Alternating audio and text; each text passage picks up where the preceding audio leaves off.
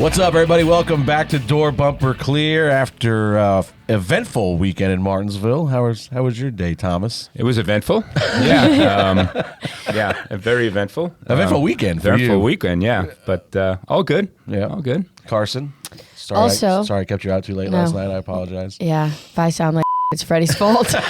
We also had an eventful weekend, just an hour or so down the road. We raced Wake County, so was glad to get back to the racetrack, and I'm jazzed about our guest today, Mark Martin. Mark, how we doing? I'm doing good. It's a pleasure to be with you guys. I'm excited about the show today. We've had this circled on our calendar for quite a while. We've been trying to work out the logistics of doing one of these remote shows, and you were definitely the first one on the list when we were going to do it. So we're really happy to have you. What's going on, man? Where you at? What have you been doing? I'm in Arkansas. I got my workout in this morning, and I'm at the shop now. It's a full-time job fixing stuff that I break and tear up. I keep myself really busy and never run out of something to do because I'm always tearing something up. Just hanging out and watching you guys. And it's such a pleasure to be on the show with you guys. I want to say, Karsyn, that thank you for holding down the rep of chip off the old block. A total badass. You are a chip off the old block, and it's good to see what you're doing. And of course, Tommy, man, I wish we would have got to work together. Almost. Yeah, I was put on a mission to hire a crew chief by Jack, so I went and recruited you. And Jack said, "Well, he gets paid too much." But that's who I want. You said go get who I want, and so it didn't happen. But we were close. It would have been fun. You would have really been something else there in Roush Racing at the time, because what I needed was someone that would stand up and fight, and you definitely fit that bill. As he's proved recently. Exactly. Thank you, buddy. I mean, obviously, Mark, I see you on social media all the time. Obviously, you still follow very closely the sport. I'm sure you're watching every week. I mean, where do you think we're at these days in the state of the sport, really? I don't know. There's different aspects of it. What I try to do is be a voice for the classic race fan, the race fans that I see. See, I go.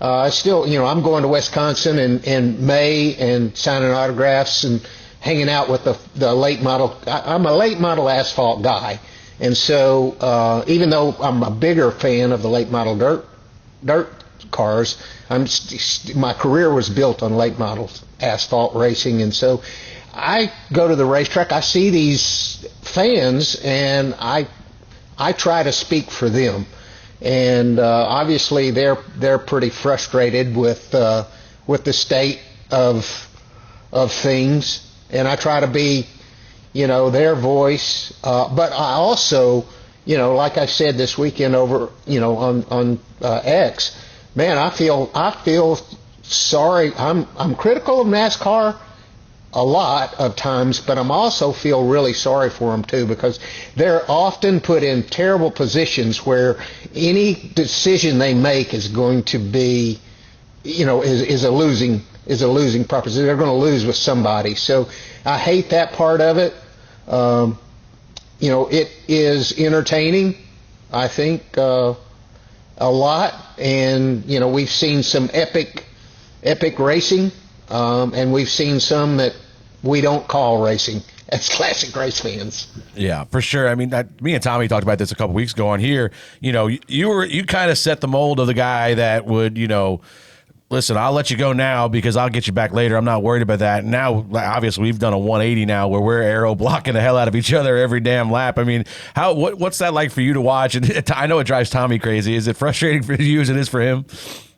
Well, it really is, and I don't completely understand. I'm out of touch.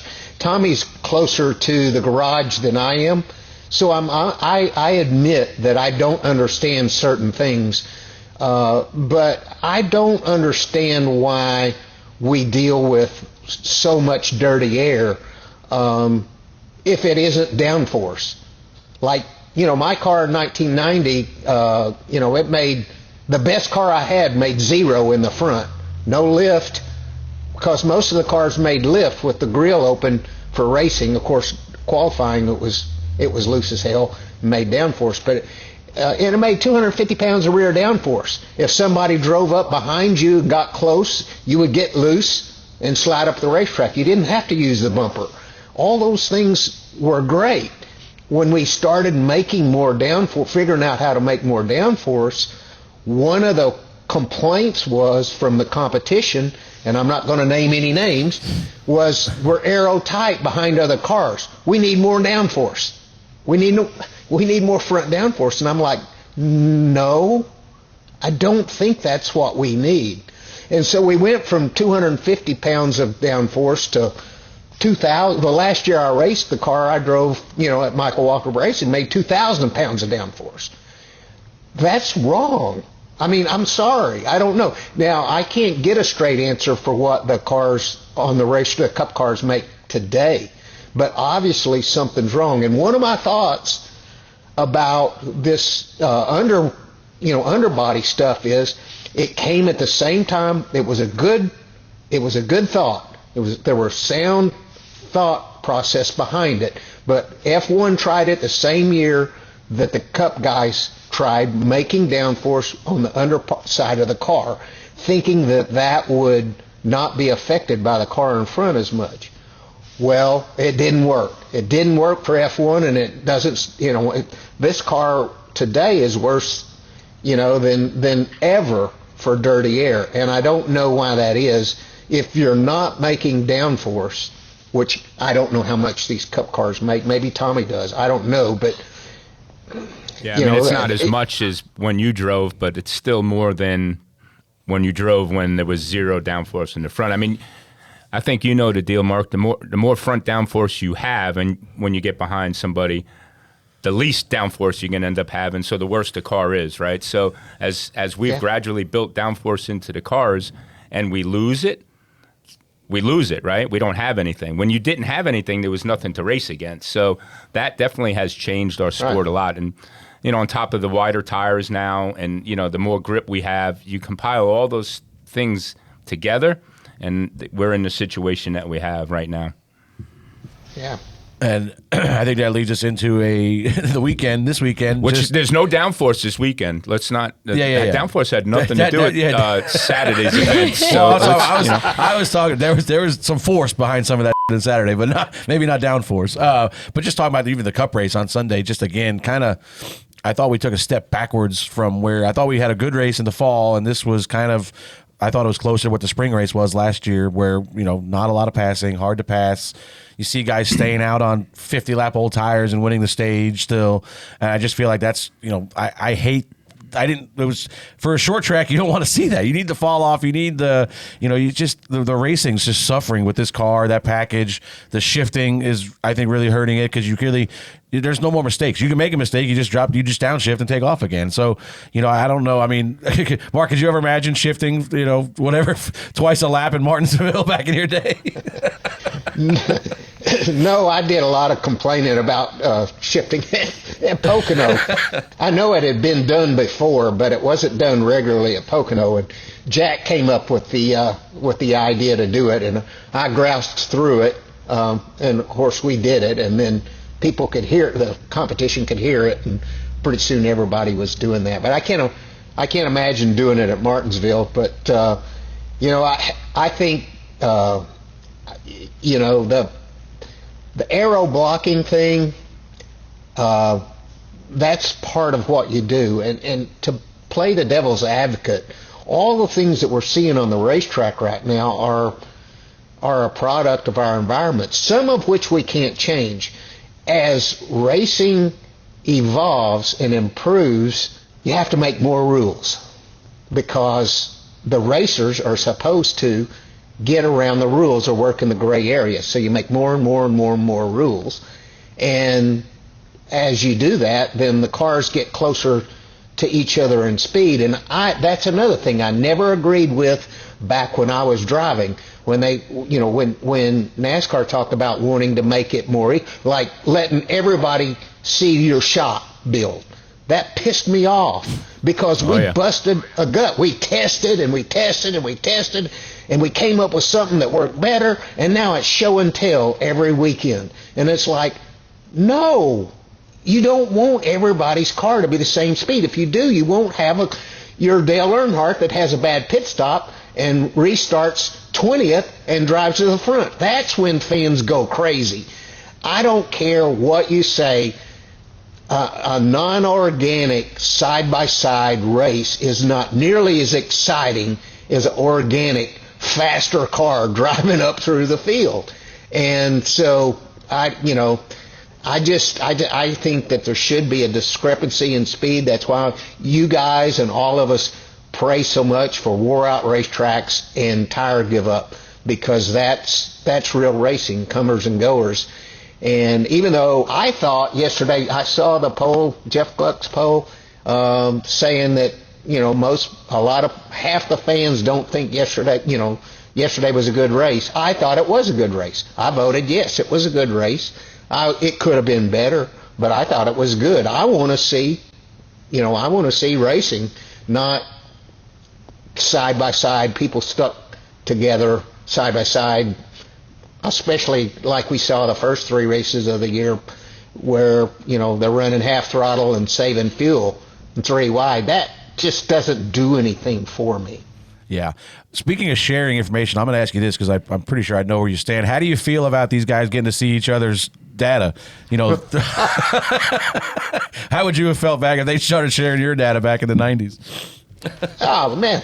I'm so dumb, I had to learn what I was doing because I didn't even know what I was doing. But, yeah, I hate that. It makes me wonder if Gisbergen that's part of what's happened to him, is everybody has seen what he was doing on road courses, and so his secret's out. And, it's horrible. I mean,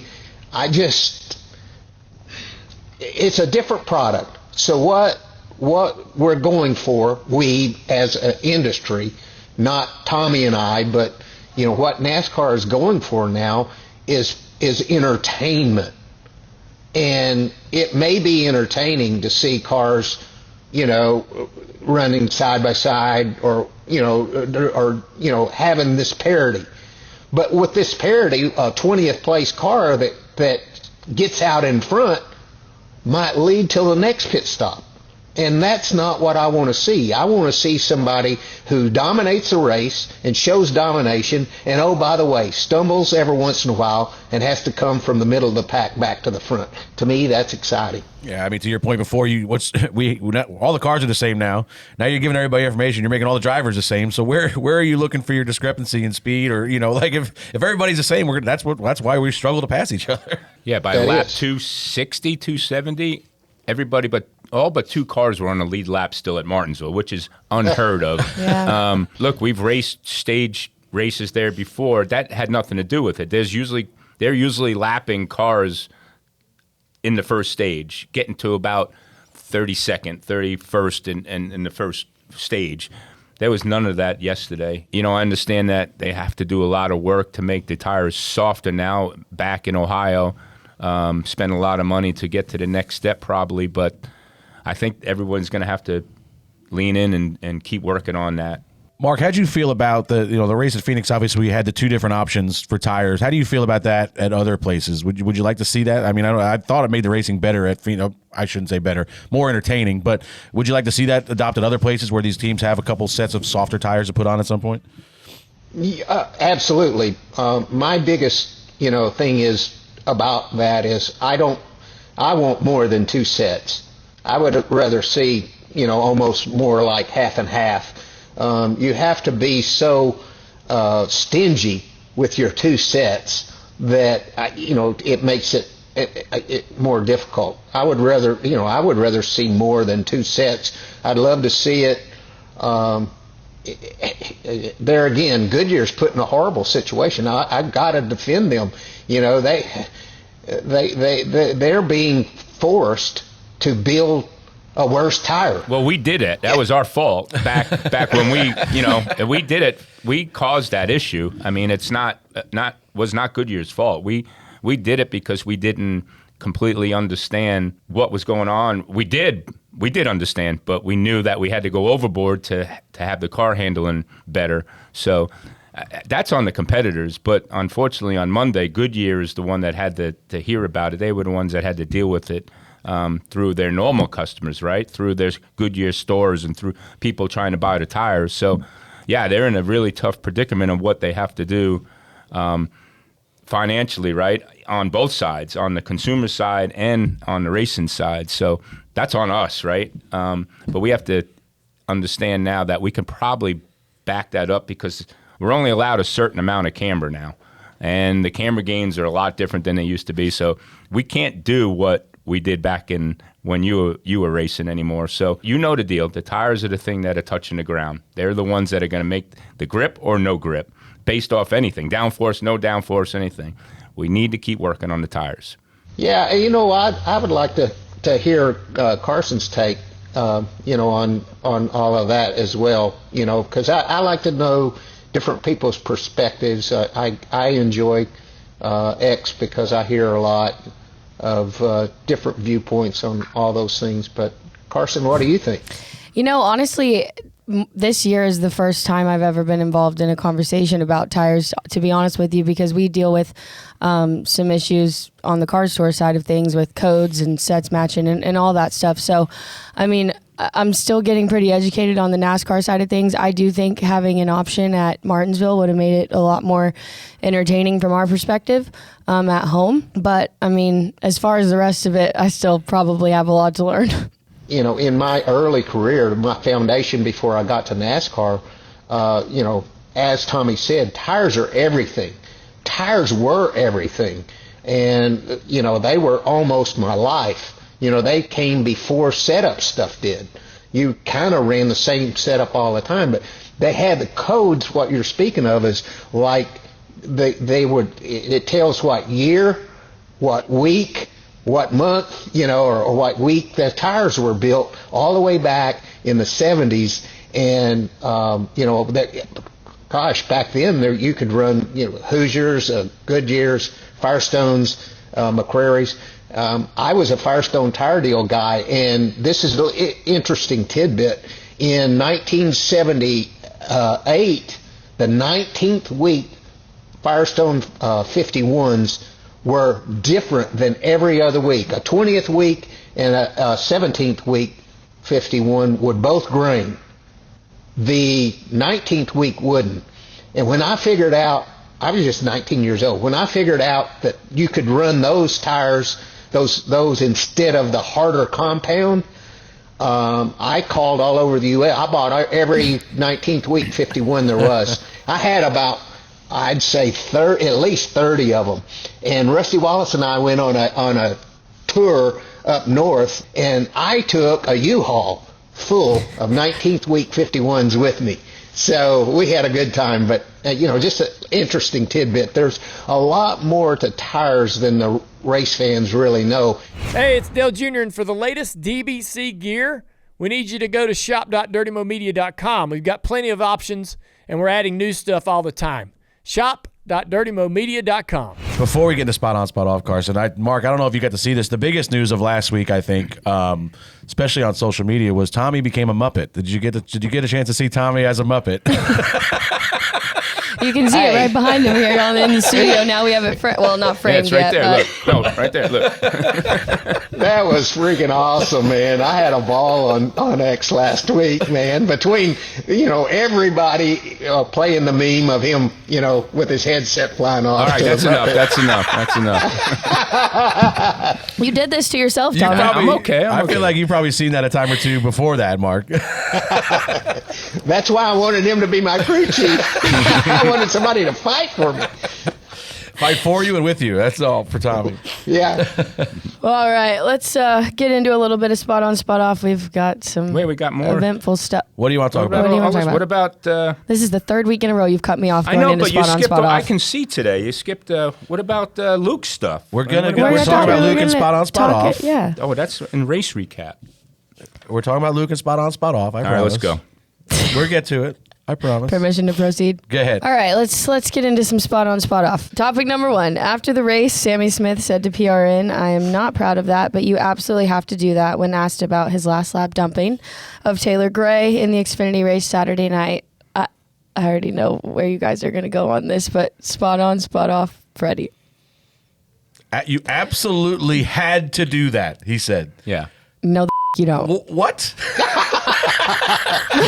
I mean, like, no, you actually could have just finished second. You could have qualified for the next Dash for the Cash race. You could have not tore up 2 of Dale's cars in the process. Well, and cost Dale another $100,000 when you wrecked Allgaier. Like, that's the other thing. At the end of his other quote, he said, "If I was just going to accept and finish second, that wasn't going to sit well with me." And I'm like, how does that not sit better with you than crashing? It's one thing if like you're on the guy's bumper and you go in there and try to move him up the racetrack. We've seen that done 1,000 times. But Mark, I mean, the other night he was 2 or 3 car lengths back getting into 3 and just, I mean, he had no prayer making that corner without running into that kid. No, and I want to be a Sammy fan. I really do, and thought I was well on my way until that happened. I do really appreciate his honesty afterwards. It takes balls to say what he said, and I respect that. I don't know all the history, and I don't know more than what I saw on television. And unfairly, this is how this goes. If you are a Gray fan, which I was pulling for him to win, so I didn't like him getting moved. Then when he softly, barely moved Sammy, this is all I saw, was a very unfair, like, I'm going to get you back for moving me. There may be more to the story. I don't know. But it was a horrible look. We're in a day and age where, moving people is the norm. I wanted Gray to win. So it's not fair for me to bash anybody. But I do bring up the fact that he was honest as he could be. It didn't seem logical that the things he said didn't seem logic to me, but there may be a lot more to the backstory than I know that made that more. It looked like he just got mad and just went berserk down in the corner. It was a lot like the Austin Dillon deal, except Sammy didn't win. I mean, if you're going to do that, you need to win. You got to win, yeah. I don't think he would have won at the end of the day, and I just I don't know, man. Sammy moved Gray out before that last caution, and Gray did a really good job, very professional job of passing him back, and could have did a lot of things as he was passing him, but chose not to, raced him as a professional. And it's a shame that as a race car driver, your thought process in your mind doesn't go, okay, he got me.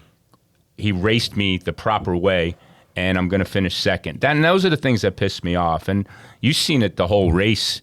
That race was a total show. I mean, is that nominated as show, that whole race? Yeah, absolutely. There was 6 or 7 drivers that it's completely embarrassing the way they carried themselves that whole race. And they caused an embarrassment to our sport of NASCAR. And to be the second-tier series and to have these guys drive like that and race like that is absolutely horrible. I'm old school just like you.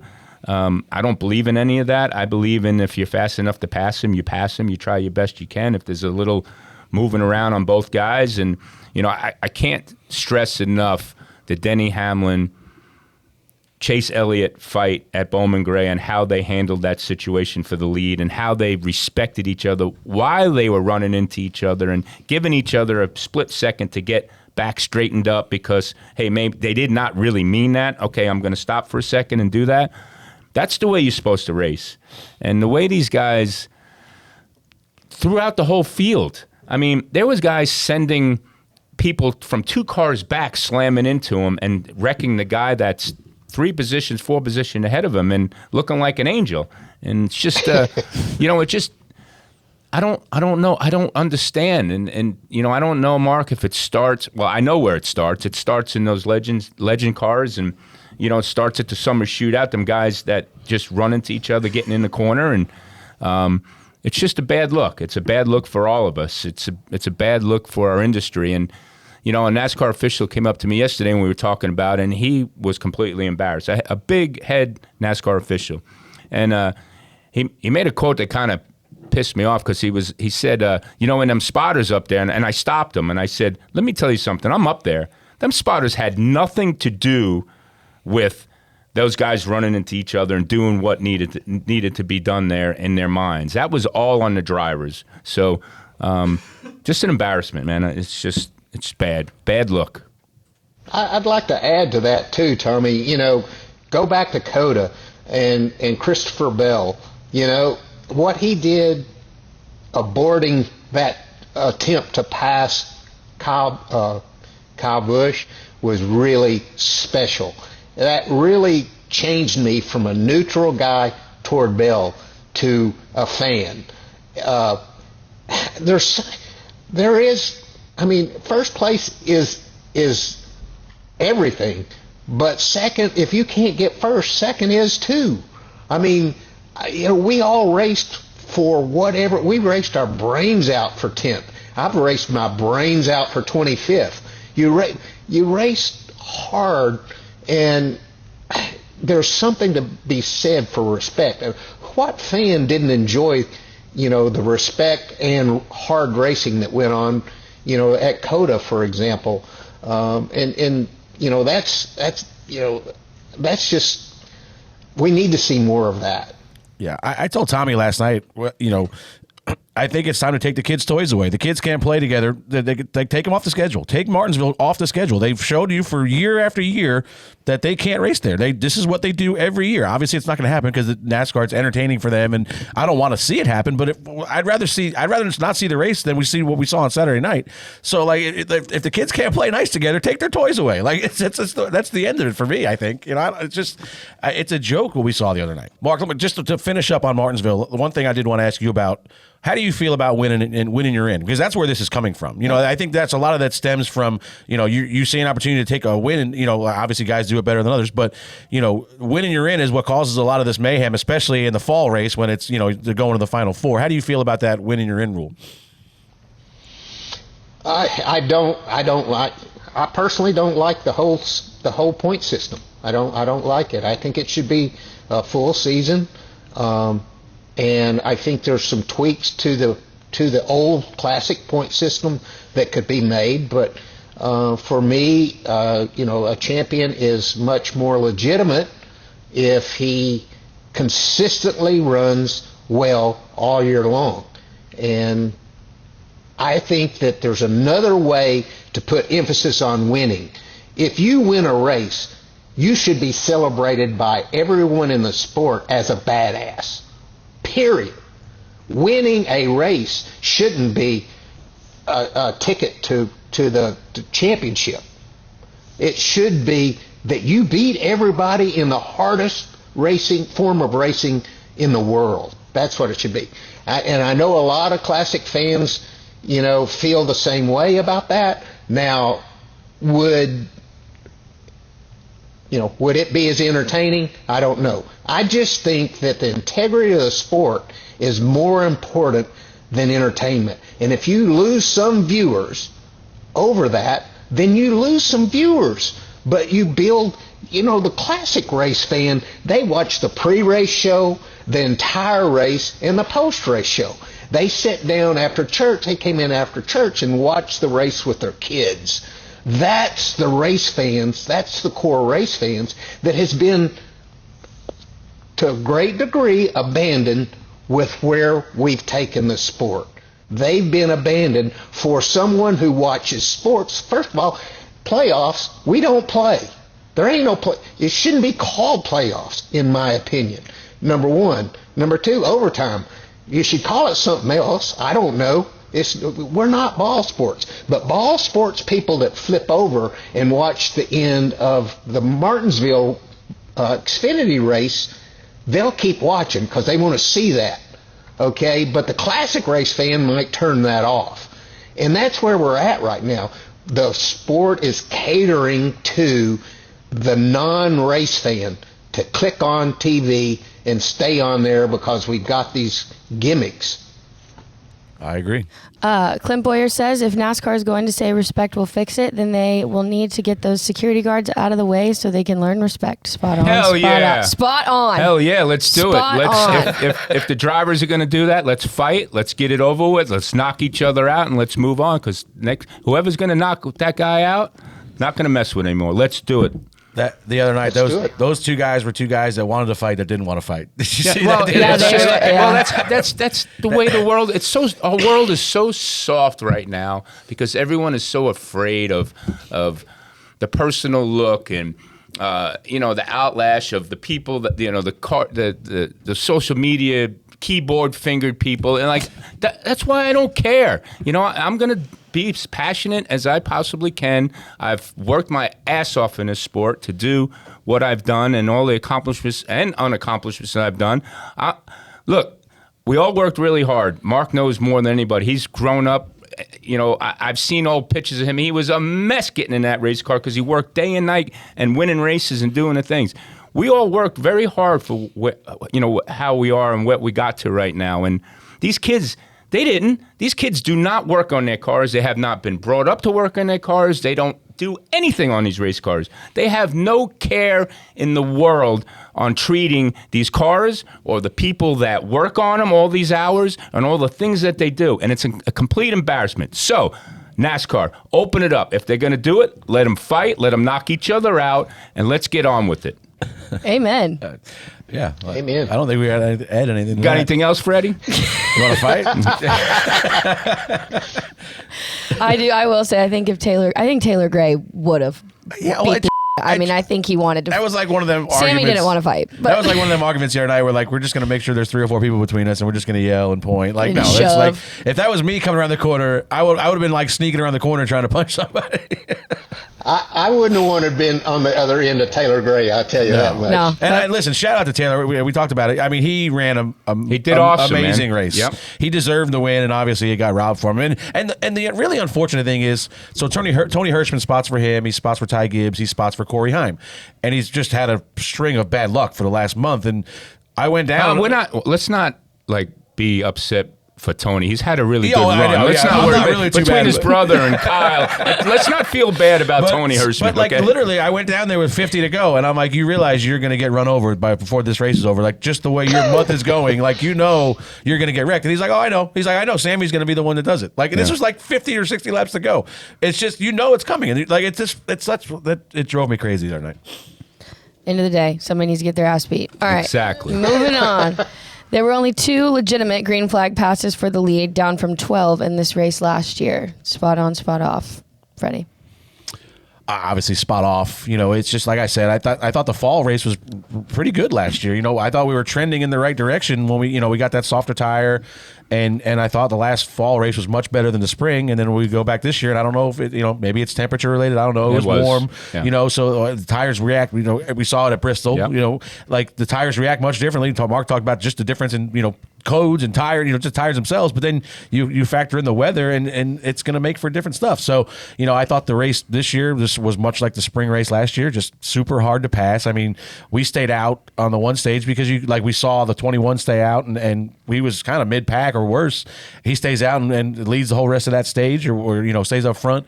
And then, we did the same thing. Danny stayed in front of us. I think 53 lap tires, stayed out and won the stage driving away. Chase was the only one that made any kind of progress on tires, and that would have been unheard of years ago. I mean, a guy staying out on 50 lap old tires would have got ran over. So it's just, I hated to see it on Sunday, and I was hoping we were trending in the right direction. But like I said before, I think we took a step backwards this week. Yeah, I think Martinsville is probably going to be the toughest place to fix because they're at their limit of everything where we are right now on the tires and the technology. Again, the only other thing that might fix it is more horsepower, right? Something to spin the tires and go in the corner a little bit harder, use a little bit more brake, do the things that need to be done to the cars to wear the tire out. So maybe we can add a little, Mark, you can add to that. Maybe I agree with them. Yeah. Yeah, I agree with the horsepower thing, because like you say, it's going to be harder on the rear tires taking off, harder on the front tires going in to the corner. I'm different than a lot of race fans. I didn't have a problem with Denny Hamlin leading over 200 laps. I can appreciate a dominance, and that was as close to a dominant run as you can see with this car, probably, especially, pretty much anywhere. So, yeah, obviously, I don't get why. I don't understand why you can't give them more horsepower because you're trying to entice another manufacturer in. If another manufacturer wants to come and play ball, they need to be able to make 700 or 800 horsepower. Toyota did it. They came in and they developed to the point where they could do it. I'm not opposed. I think it'd be good for the sport to have another manufacturer. I think Toyota's been fantastic for motorsports, and I'm so appreciative for what they've done. I would like to see another manufacturer, but I don't think holding up our product on that account, it makes any sense. Yeah, I think we said this a couple years ago on here. Like, Toyota got into our sport because our sport was badass and they wanted to be a part of it. Yeah. Now you're trying to dumb the sport down to bring, entice other people to come in. Like, just make your sport the best it can be, and they'll want to get in. It just seems like we're trying to move backwards towards them instead of making them come up to us. All right, spot on. By the way, shout out. Sorry, I didn't mean to cut you off again. Oh my God, I'm just gonna do this all show. Did you guys see who won the race Sunday? I don't know if you. That guy's great. Denny Hamlin. Oh, yeah. My boss. Yeah. Hey, look. I can't believe that's what you just cut me off for. And Mark touched on it over the years when Denny Hamlin's right there. There's nobody going to beat him. Yeah, I mean, he's just really, really good there. I mean, end of story. He's the old Jeff. He's the new Jeff Gordon, back when he was, I'm going to say it, spot on there. And it was Darrell Waltrip and Rusty Wallace back in your stuff. You hit it every now and then. That was probably for a short track driver. That was pretty difficult. You didn't have much luck there, did you? No, I say all the time that I hated that place and didn't run good. And Matt shows me all the time in black and white that I did. But it's a tough place, and one of the reasons why you guys said it's going to be the toughest racetrack to make better, it's because you're threading a needle. You can't slide out in the corner and go higher or swing out, further. It's so confined that, there's not a lot, you don't have a lot of room to do things. And for me, if I needed to go faster, I just got a handful of steering wheel. You can't do that at Martinsville. It can go worse if you get a handful of steering wheel and start over driving it. So, it is quite the challenge because the corners are so sharp. Yep, exactly. Permission to proceed once again. Good. All right. Actually, no, I'm just kidding. All right, spot on, spot off. Tommy's blood pressure stayed 126/73 the entire duration of Luke's truck debut on Friday night. Freddie was sitting next. I think Freddie got hired as my security guard or something because he was right there through the whole time and he was babysitting. Yeah, we got locked into to the media room there, whatever room we were in, old scorer's room. This old scorer's room, and I can say spot on. Tommy did much better than I thought he was going to do. Like, there was only one time we might have got up and rearranged some furniture when Luke. And the only time Tommy actually got angry was when Luke was making mistakes. So even when Luke got spun out, I mean, he might have slapped the table one time or something like that, but it wasn't. He never got mad and yelled at Jake Garcia. Was Jake Garcia that spun him? He never got mad. It was just when Luke would make a mistake, or and Luke did, I thought, an unbelievable job. I don't want you to be the one to say it. I'll say it for you. He did a really good job. Obviously, fastest in practice. He was going to run top 5 easily. Maybe when them guys start wrecking at the end, he's probably in position to win the race or at least be racing for it. And, obviously gets turned around, but he did a great job of passed a lot of trucks. I mean, I talked to him yesterday, a couple small little mistakes of just inexperience, like going the wrong way when they stack up a little bit. But, I mean, I thought he did a really, really good job. I'm sure you got to watch it, Mark. Oh, yeah.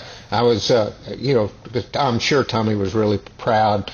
The thing that you want to see it all, and you want it all, but the biggest thing you want to see is speed.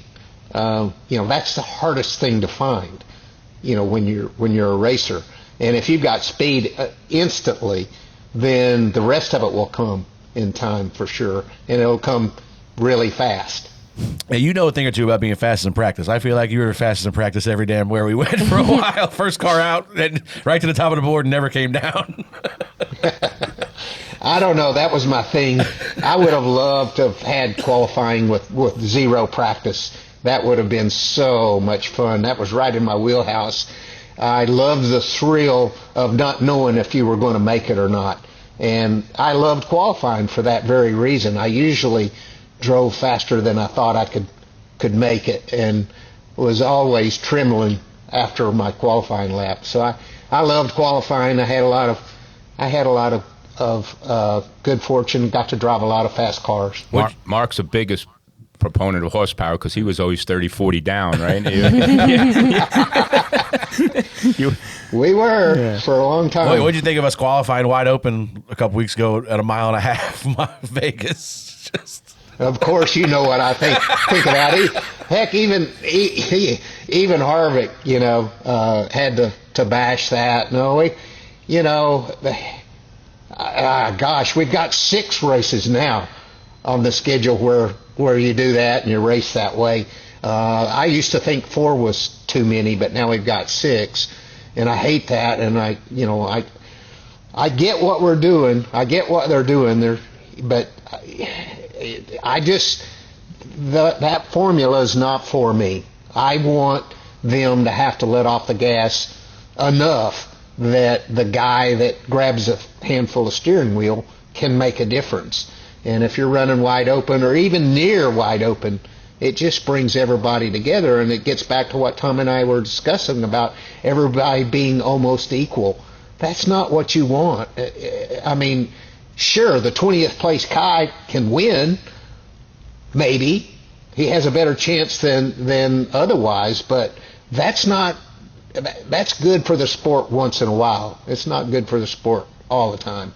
All right, last one. Some news over the weekend. NASCAR named Steve Phelps its first ever commissioner and promotes COO Steve O'Donnell to president. Spot on, spot off. Tommy.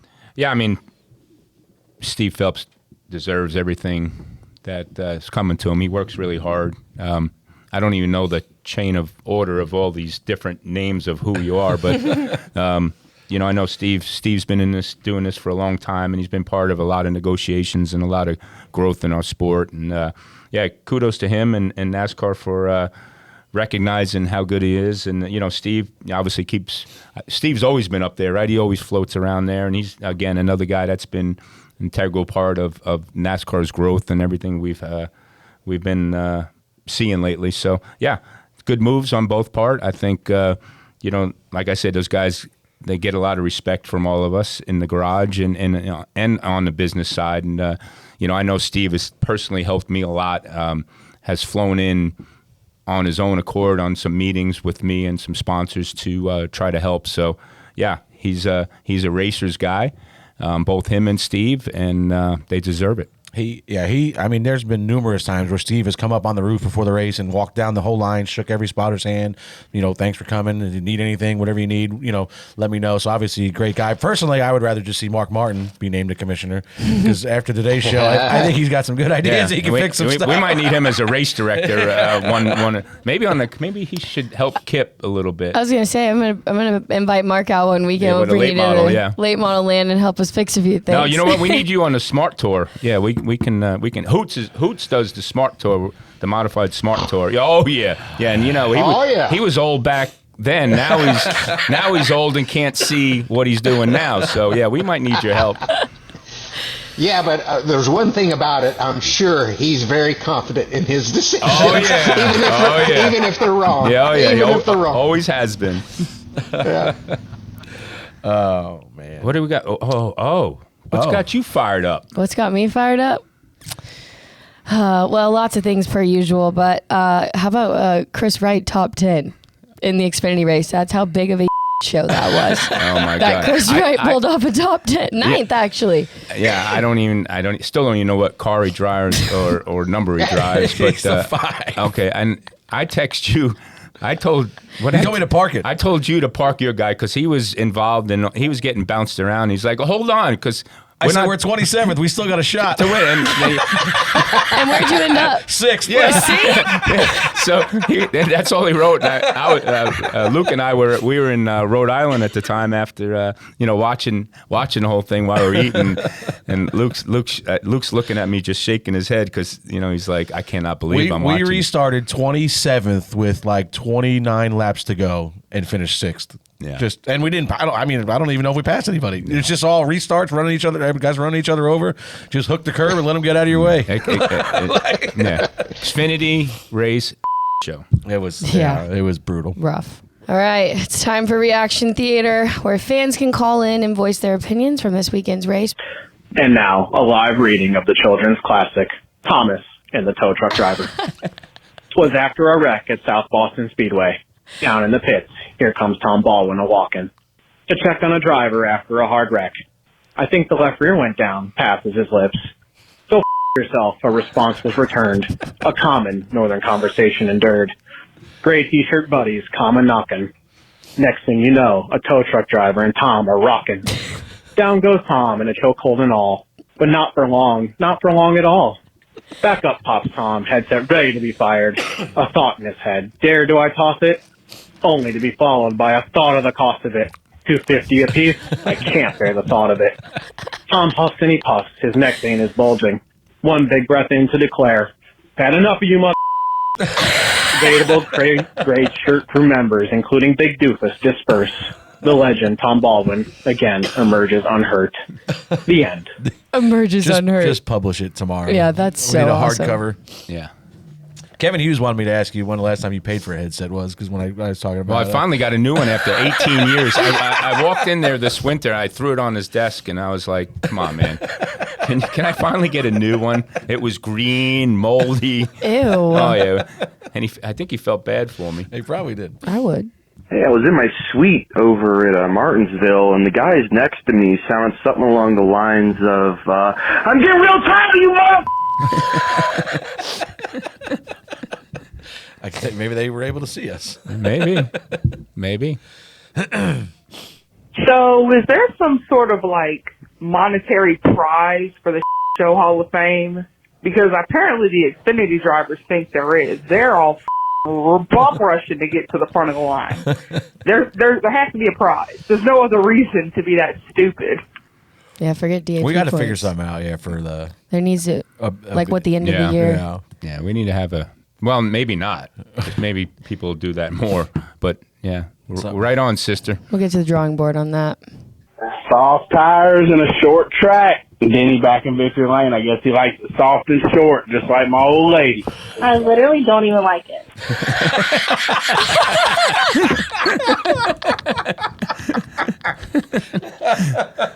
Oh, Lord. Oh, my God.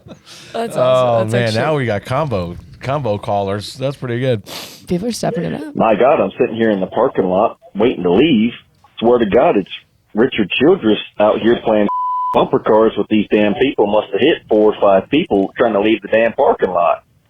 He passed me on the way home last night. I was in my pickup, and he was in his brand new Corvette, it looked like. And I was like, I wonder how he'd feel if I just hung a right here and just drove into his door. Yeah. He probably would have got out and beat my ass. We all park on top of the hill there and Yeah. get out pretty quickly. And sometimes you got to be a little rough in traffic. And Well, did you see this last week? Did you see what you did last week, Richard? Richard drove into the one of the JGR guys. Allegedly. Well, no, I think there was looking at the car. There was nothing alleged about it. Allegedly to Richard. Allegedly it was Richard. Yeah. Yeah, it happens. I don't. Was that his personal vehicle? I would assume they're both rental cars. Over the years, our rent-a-car agencies have taken a beating with us. Mostly happens on the way to the airport on Sundays. Yeah, that race is usually more entertaining than the one that was. We've had to drag cars out of the ditch to get to the airport, and you remember those guys that one van wrecked going out of the tunnel at Indy? Did you see? Were you? I'm sure you were there. Like these guys hit hard. Yeah. I don't know what the hell they were doing, but they ended up like up on top of a barricade and buried into a tunnel. Yeah. Gail Davis from Bill Davis Racing, I got yelled at a couple times. I had to take a hit. 3/4 of the time it was Bill's fault, and I had to take the hit. Right, sure. Nothing's ever been your fault. No, this was always Bill's fault. He was pretty rough on rent cars. It was fun. We go to Daytona, That's not real racing. Now we're at Martinsville. This isn't real racing either. I don't think the problem is the cars, not the package, the tires, the arrows, none of that. The problem is the drivers. Drivers drive like bull all the time. You can have a great finish, have something natural, but no. Some dumb has to come from 9 miles back, knock some dude out of their way, and wreck a whole field. True. Yeah, well, it's hard to argue with him. I don't think he was a Sammy Smith fan the other night. Yeah. And I hate it because I like Sammy. Like, Sammy's a good kid. I mean, we worked. I don't like. Listen, I know Sammy's the we're harping on, but it was more than Sammy. I mean, the whole race. Yeah, I mean, and early and like for nothing, mid pack. Like what are you doing? Yeah, I mean, all the kids, the kids that were doing it all had good cars. Yeah, right. I mean, they're all top teams. I mean, come on. Yeah. I just want to give a huge shout out to Mrs. Wallace because last year she let Bubba Wallace stick his French fry in her McFlurry, and dude's running top 5 this year. I truly have no words. Do you think that had something to do with it, Freddie, or what are we doing? Yeah, but Freddie, I mean, he brings up a good point. Yes. Do you think that had something to do with it, or we have this new crew chief driver combination? I think there's a lot of. I think the crew chief obviously is helping. Obviously the cars are super fast. Everything's really regimented with Charles radio wise. Everything's great. You know, not the spotter, right? Spotter's the same idiot that's always been there, so you can't really have. There's nothing there.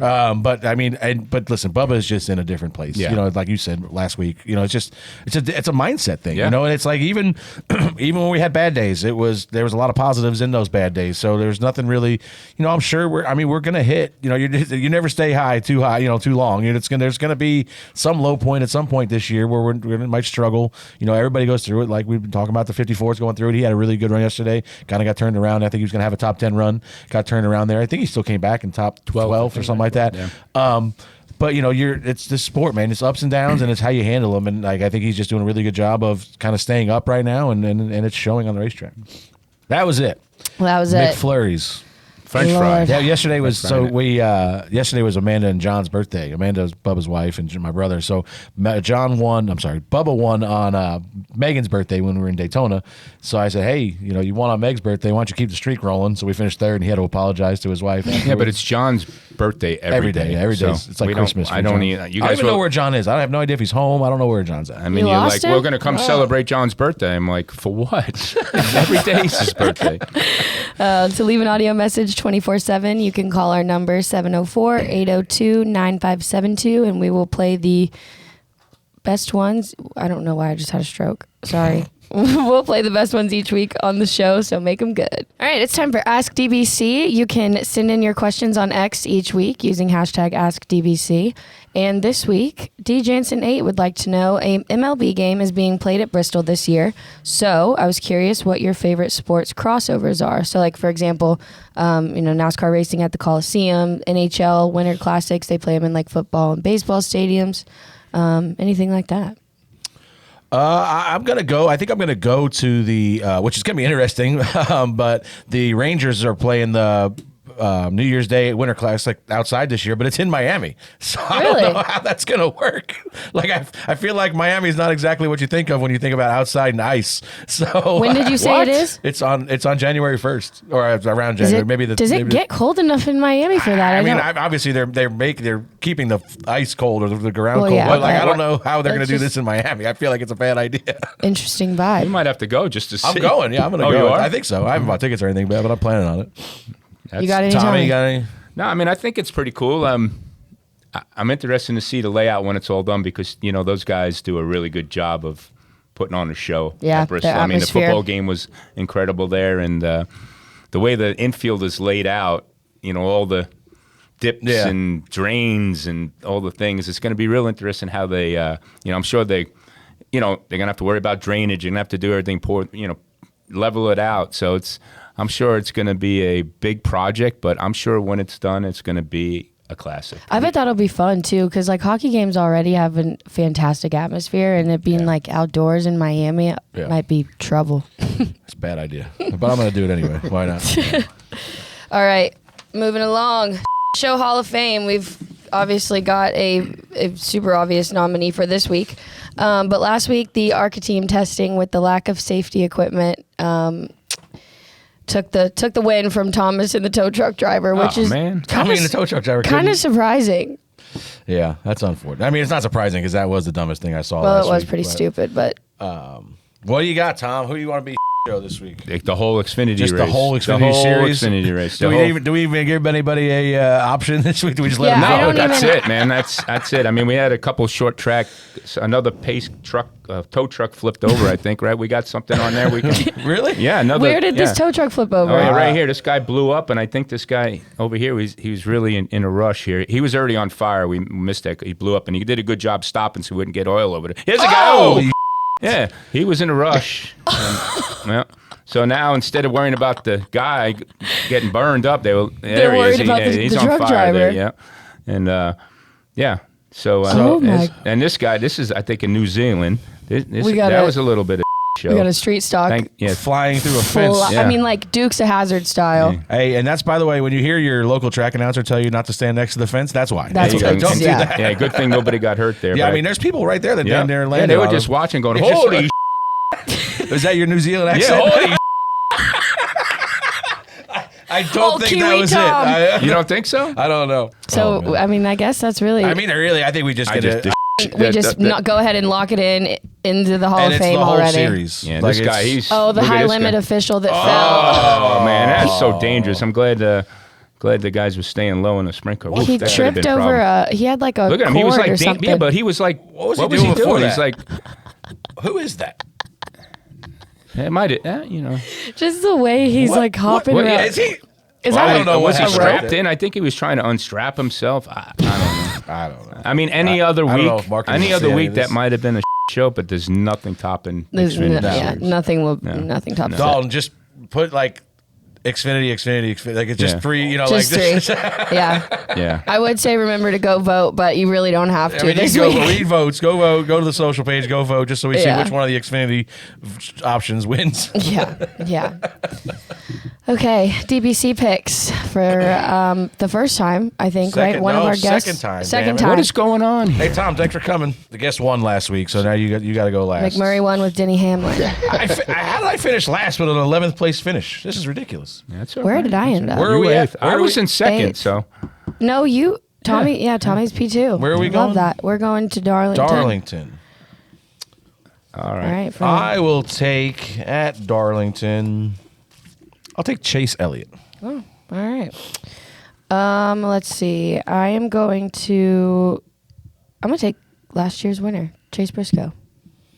Chase Briscoe won there last year? Didn't he? I think he did. I think you're right. In He won the Southern 500? Right before the playoffs, yeah. Yeah. Might be a bold choice. Thomas, but who you got? I'm going to go with Chastain. Ross Chastain. Mark, who you want? We'll tell you if he's available. I'm going to go with Ryan Preece. Okay. All right. He's available. He's available. And he's on a roll, man. Yeah. That kid, obviously, Ryan's one of our good. I mean, Three top tens. Drove Tommy's car for a long time, or on and off for a long time, I should say. A good friend of ours. He's on a roll. And that's just a guy, I feel like that's a guy you connect with a lot, Mark. Guy works on his own stuff, obviously over at Roush now. Like, just somebody you can really make a connection with. Yeah. One guy that I tell Tommy about this before we got on here. One guy that I always get a chuckle out of, and it's like I felt like you guys are almost like the odd couple. Jimmy Blewett is somebody that I worked with for a long time, and I feel like anytime Jimmy posts something, I always see the fire emoji come out of Mark. Either Mark comments or likes it or something, and it's always I'm like, how do you know Mark? And he's like, I don't really know him. I guess he just likes my post. I guess. I like him. Yeah, he's something.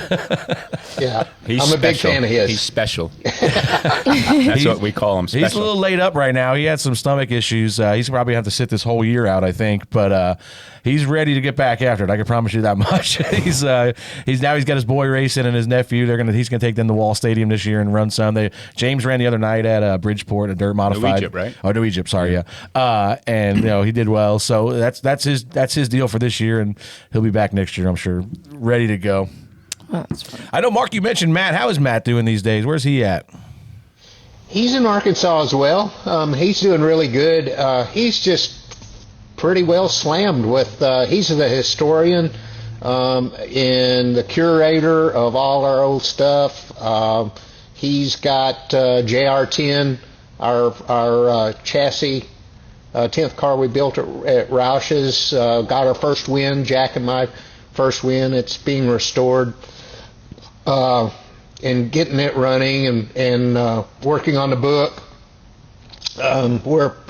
We're moving along on the book. We're almost 3.5 years in on it. Probably have a year left before it's all done. But he's working hard to make sure that goes well. So he's handling the merchandise. MarkMartinArchive.com, or check out. He's doing the Instagram, Mark Martin Archive on Instagram as well. So. He's staying busy. We've got a busy schedule in front of us. Going to Madison, Wisconsin in May to sign autographs, and then I'm going up to Wisconsin International in June. Then we're going out to Monterey for Laguna Seca, the IROC race that's going to be out there, and that's going to be a big time. And so we've got a lot of stuff kind of scheduled out this summer. Got our whole summer laid out. We're going to also head up to the northeast toward Tommy's old stomping grounds. We're going to go up and Lime Rock, to right? Rhode Island, and then we're going up to Bentley Warren's place. Of course. Oh man, yeah. Bentley is actually Matt's best friend, and yeah, I don't know, but Matt's best friends are all in their 80s. It's kind of strange, but he and Bentley are big, and I love Bentley. We have so much fun with him. Who doesn't love Bentley Warren? He's a legend, and his bar up there is just as much legendary. I've been there one time, and I need to go. I need to go more because it's great hanging out with him. It's great hearing all the stories. It's great to he's got that place pretty well set up. It's a big place, and it's got different areas of different venues, I would say. One is like the groupies, and then one is like the racers, and then one is concerts going on. So there's a lot of stuff that Bentley does at his place. I can't wait myself to get back up there. Did you say the groupies? Groupies. Okay. Groupies. I was just checking. I was just making sure that I heard that correctly. You ever been up there? I've never been to the bar. You ever been up there? Up that area? Yeah, I've been up in that area. Groupies. Oh man, Karsyn, how was the Cars tour this week before we get out of here? It was solid. Minnie Tyrell won on Saturday night, which is I was glad to see. Minnie and his family, they're great people. They work super hard to get to the racetrack. A lot of family businesses, and that's kind of what helps him get there. So, and he's been close to it too. I mean, all year last year he was really fast, and so I was glad to see that for Minnie. It's always a fun victory lane when it's one of your pals. I saw he led every lap, right? Yep, every single lap. I'm not familiar with Minnie's background. Is that his name, or is this a nickname? His real name is Timmy Tyrell. Is his full? He's or a Timothy, junior, right? Timothy. Imagine if I was called Minnie Tommy. Yeah, Minnie and Tommy.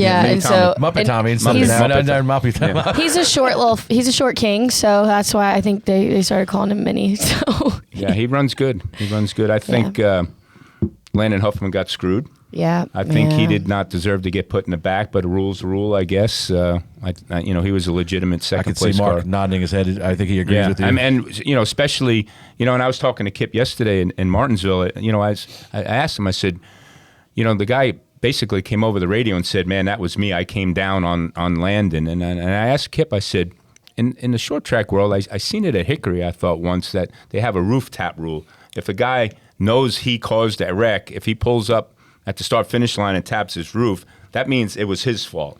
And Kip was like, man, I wish that we could possibly do that type of stuff, but a rule has to be the rule, man, and everyone has to understand that. If the cars are involved, I guess the rule is you can explain it better. Yeah, I mean, it's basically whether you're the car that stops on the racetrack or not, if you are involved in causing it or touch the car that stopped or whatever, you are involved, which at a place like Wake County too, it's difficult, right? Because you're at a bull ring and they are beating and banging. But yeah, that's kind of why we came to that rule, is it just had to be black and white, and it was getting a little bit messy there last year, about right around Orange County. So Yeah, Hell, the pace car almost got spun out.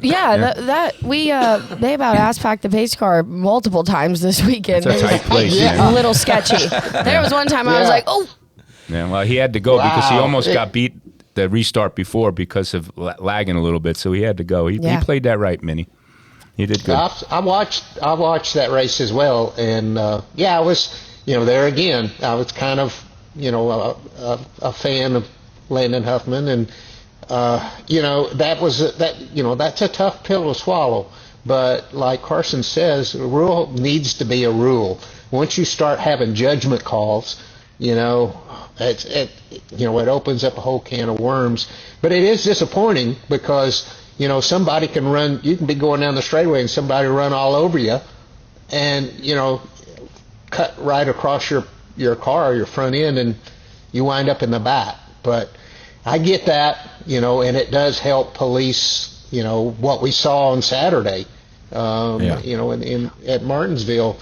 It does help police that to some degree. I know what polices it better. Good old ass kicking. Yeah. That would be best. Right? Right. I mean, a lot of people after the race were commenting that they want NASCAR to do something. They want NASCAR to make calls about this. Do we want to open that box? Because I feel like where do you draw the line now? I think these guys are going to handle themselves. No. I agree. I don't want. Yeah, I came in defense of NASCAR. I don't want them to have to, police ethics. That's a tough spot to be in. Well, first, they should already have that, right? Like the kids you're talking about. Yeah, I mean, they should already have that. They're in the top 3 series of our sport and the world of racing. They should already have that figured out. They should not be running into each other. It's a joke, man. Well, that's why the Cars Tour has that rule, so that they learn it while they're with us, and then when they get there. But the Cars Tour is... Oh, God! Be careful. She'll hit you. No. It's a tough series because again, it's a low horsepower division, right? And them guys are on it. There's 15 guys that run within a tenth of each other, and they lean on each other hard. Yeah. And it's the hardest, cleanest racing that you see in the short track division because of the horsepower and because of the handling. Those guys lean on each other more than any other division or series that I see that can take it. But I don't know, man. I just think it starts at an early age, Mark. I think it's implanted in their brain, and everyone tells them it's okay and don't worry about it. The dads pat them on the back and go, instead of yelling at them and trying to teach them the right thing, and it gives these kids a green light to keep doing it on the way up, and it's either a good ass kicking or get reprimanded, 50 points or $100,000 or whatever. They still don't have to pay it, right? The team pays it. The driver doesn't, right? So what do they learn? I think the only rule NASCAR should make about that is letting still them... 126 over 72. The only rule NASCAR should make about that is letting them fight. Let them fight, yeah. It's only going to happen a couple times. Yeah, right. Once you see, you're gonna get punched in the face. As soon as you see, there's a beating. One of them's gonna get a beating. It's only gonna happen 2 or 3 times, and then it's gonna stop because people are gonna go, you know what? I don't really want to be part of that, or I don't want to get a beating, right? So, not many people mess with Austin Hill anymore for some reason. No, right. He handled his business, right? I mean, but it still doesn't give him a green light of doing what he did. I know he won. Was still rough. Right? He still caused problems too. I mean, everybody did. I don't think there was anybody innocent in that whole race. No. Maybe Taylor Gray. Taylor Gray might have been the only person that was innocent. And he deserved to win that race, and he got screwed. Poor guy was a sitting duck. He wasn't a sitting duck. Well, leading with the... He was 4 car lengths ahead. But I'm saying leading at Martinsville unfortunately, in this Xfinity series, that's a sitting duck. Show. Before we take off, I want to give a couple shout outs. One to a friend of mine and Tommy's, Tom Ryan, retired this week. Was my dad's best friend growing up, so I've known Tommy literally my entire life. And I know he was. I think Thursday was his last day. He was at Hendrick. He might have been at Hendrick when you were there. I don't know if you know Tom at all, Mark, but just an unbelievable fabricator. And but great guy. So shout out to him. And then thinking about our buddy Joel Edmonds. He lost his dad, Wayne, over the weekend. Oh, man. So sorry. Just give a shout out to him. And we're thinking about him. Hopefully we get him back in here eventually this year. We need a Joel episode in our life. Oh, yeah. Mark, thank you for jumping in here, man. I know we kind of put you last minute on the spot, but, man, I really, really appreciate you jumping in and hanging out with us today. Thanks, man. It's good to see you. Thank you, man. It was fun to be with you guys. You guys are a good time. Thanks, buddy. Thanks, brother. Have a good one. See you, man. All right. Well, awesome to have Mark Martin jump on. I mean, damn, living legend, man. Living legend of our sport. And obviously, it was nice to see you guys, as always. I saw a lot of you this weekend. Yeah, I know. I had to keep an eye on you. I was worried about you. I was making sure that 126/72 stayed intact. And stayed it did. locked. I was proud of you. Thanks for joining. We will see everybody in Darlington this weekend. Looking forward to another great race. Tommy, what do you kids got going on? I know your weekend got ruined last weekend with a lot of rain. But there was no rain. Yeah, rain. You're not bitter about that. No, I'm a little bitter. I'm a little pissed off, but because the race got canceled on Thursday, on Sunday. On Thursday for Sunday. Sunday. Up in Thompson, and we had to make a quick trip back and forth to Thompson on Saturday. The race is rescheduled for this Saturday, but unfortunately we race Orange County with the Smart Tour. Both kids do this weekend, so I'm not sure what I'm going to do. I might come join you guys at Orange County. We don't have any racing this weekend. I don't know if I can deal with you that long. Why? Come on. You can do. You can. It'll be like a DVC field trip. I don't know what the hell is going on over here. Last night we get to the bar last night, and Carson's like, "Look at these kids are in my house." Yeah. I get to the bar to meet Freddie and Tommy, and I open my phone, and Jack and Luke send me a Snapchat of they're just walking around my living room. Hey, this is nice. Love this lamp. I'm like, what the fuck are you doing in my house? And I'm not there. Who knows? Kids these days. Child. All right, thanks for joining, everybody. We'll see you next week. We're out. Peace out. See ya.